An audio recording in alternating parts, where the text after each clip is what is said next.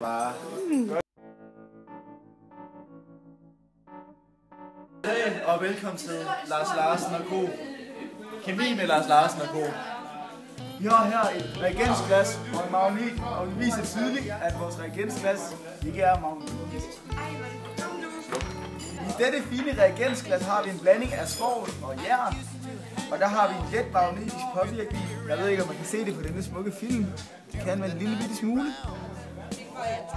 Bare. Og alt dette har vi selvfølgelig noteret ned, inden vi påbegynder vores fysik. Nu skal Lars Larsen lege med ild. Her i fysikteam med Lars Larsen vil vi lige sætte op for vores gæst.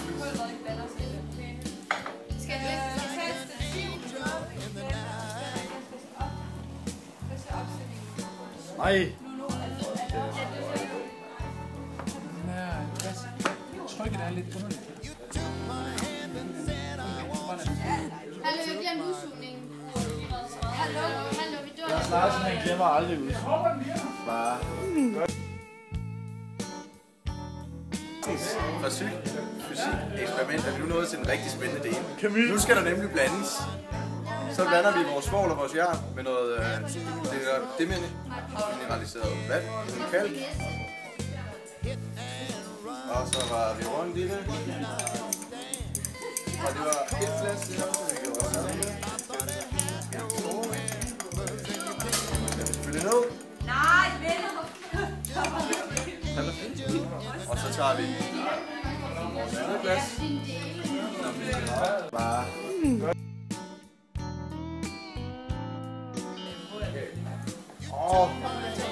Åh, det ser sindssygt ud.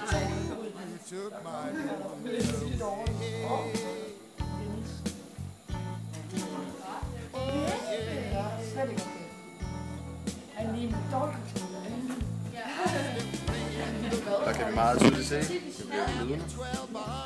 Det bliver glas og farve.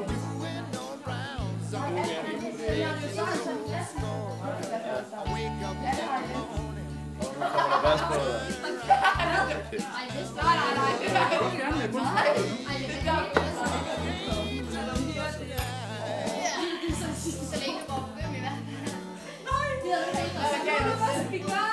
Bare.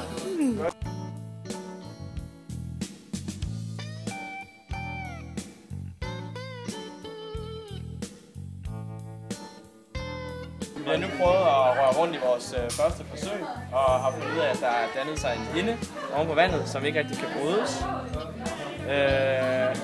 Og det vil vi selvfølgelig notere ned og prøve at finde ud af, hvorfor. Og senere vil vi blande det med vores blanding heroppe, som vi har brændt af. Bare.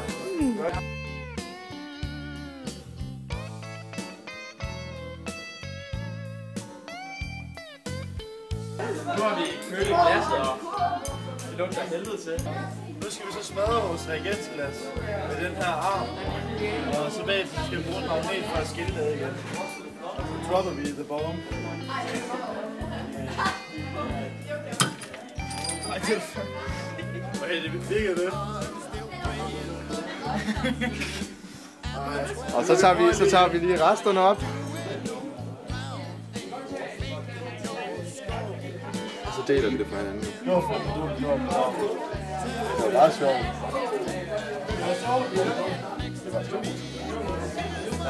Her kan man se den tydelige magnetiske påvirkning fra denne side. Skal vi lige knuse den?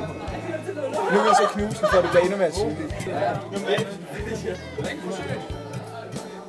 Ja, nu er vi ved at tage det her støv, vi har fået ud af glasset, ned i sådan en bære her, så vi kan hælde det ned i det vand, vi har blandet med vores svovl og vores jern. Her er Lars Larsen fysik, vi vil nu blande vores magnetiske stof, som vi har dannet ved hjælp af en afbrænding med vores svovlholdige jernvand. Ja.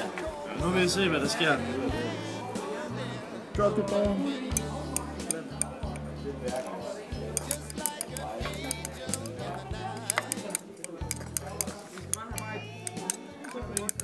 Larsens kemi, journalistik og cirkus, produceret af diverse drenge fra 11. uge.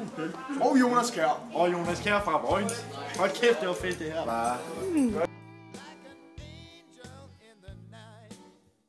Bare.